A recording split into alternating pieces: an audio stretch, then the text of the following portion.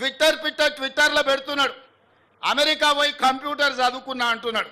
ఆ కంప్యూటర్ని పుట్టించింది ఈ దేశానికి పరిచయం చేసిందే రాజీవ్ గాంధీ సన్నాసి. లేకపోతే ఎక్కడనో గుంటూరులో ఇడ్లీ కూడా అమ్ముకుంటూ తిరిగేటోనివి. ఎందుకంటే ఆడికి చదువుకుంటానికి పోయినావు కదా, నువ్వు ఆడనే ఇడ్లీ కూడా అమ్ముకొని బతికేటోనివి. లేకపోతే రైల్వే స్టేషన్లో చాయ్ సమోసా అమ్ముకుంటా సిద్దిపేటలోనే ఉండేటోనివి.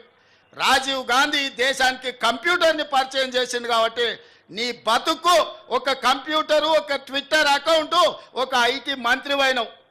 లేకపోతే ఐటీ శాఖనే ఉండేది కాదు. రాజీవ్ గాంధీ గారు ఐటీ రంగాన్ని ఈ దేశానికి పరిచయం చేసిండు కాబట్టి ఆ సన్నాసి ఐటీ శాఖకు మంత్రి అయిండు. లేకపోతే ఆ దిక్కుమాలలోని బాధనే మనకు ఉండేది కాదు. కాబట్టి ఇవాళ ఈ పరిస్థితుల్లో అలాంటి రాజీవ్ గాంధీ దేశ సమగ్రతను కాపాడడానికి ప్రాణ త్యాగం చేసి ఈ దేశాన్ని కాపాడిండు. అంత గొప్ప వ్యక్తి విగ్రహాన్ని ఈరోజు సచివాలయం ముందల ట్యాంక్ బండ్ మీద పెడితే రాజీవ్ గాంధీ విగ్రహం ఎందుకు పెడతారని అడుగుతారా? ఎంత బలుపు మాటలు కార్యకర్తలారా, ఒకసారి ఆలోచన చేయండి. అధికారం పోయినా మదము దిగలేదు. గాంధీ కుటుంబాన్ని కుటుంబ పాలన అంటున్నారు.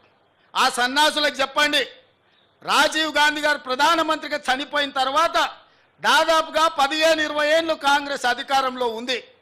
సోనియా గాంధీ గారు ఏ పదవి తీసుకోలే, కేంద్ర మంత్రి పదవి తీసుకోలే, ప్రధానమంత్రి పదవి తీసుకోలే.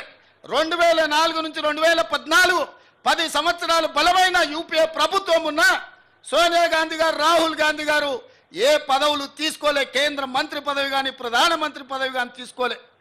ఆనాడు రాజీవ్ గాంధీ గారు చనిపోయినాక దాదాపుగా 3 దశాబ్దాలుగా పైగా కాంగ్రెస్ పార్టీలో గాంధీ కుటుంబం ప్రధానమంత్రి, కేంద్ర మంత్రి పదవి తీసుకోలేదు.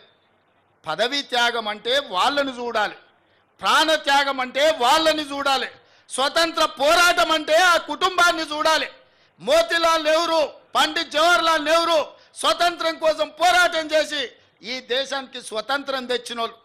శ్రీమతి ఇందిరాగాంధీ, శ్రీ రాజీవ్ గాంధీ ఈ దేశం కోసం ప్రాణాలు త్యాగం చేసి దళిత, గిరిజన, ఆదివాసీలను ఆదుకున్న జాతి. సోనియా గాంధీ, రాహుల్ గాంధీ పదవి త్యాగం చేసి మన్మోహన్ సింగ్, పివి నరసింహారావు లాంటి మేధావులను ఈ దేశానికి ప్రధానమంత్రులుగా పరిచయం చేసింది. తెలంగాణ బిడ్డను ఈ దేశానికి ప్రధానమంత్రిని చేసింది శ్రీమతి సోనియా గాంధీ కాదా? ఇవాళ మనం గొప్పగా చెప్పుకుంటున్నాం, మన తెలంగాణ బిడ్డ, మన వంగర బిడ్డ ఈ దేశానికి ప్రధానమంత్రి అయిన. ఎట్లయినా శ్రీమతి సోనియా గాంధీ గారు ఆనాడు పివి నరసింహారావు గారిని ఈ దేశానికి ప్రధానమంత్రిగా చేయలేదా? మన్మోహన్ సింగ్ను ఆర్థిక మంత్రిగా చేయలేదా? ఈ దేశానికి ప్రధానమంత్రిగా చేయలేదా?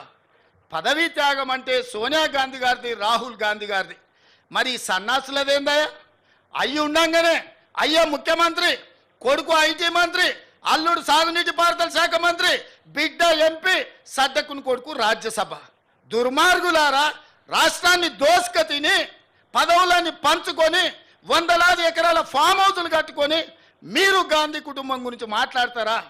గాడిదకి ఏం తెలుసు గంధం చెక్క వాసన అని పెద్దోళ్ళు ఎప్పుడో చెప్పారు.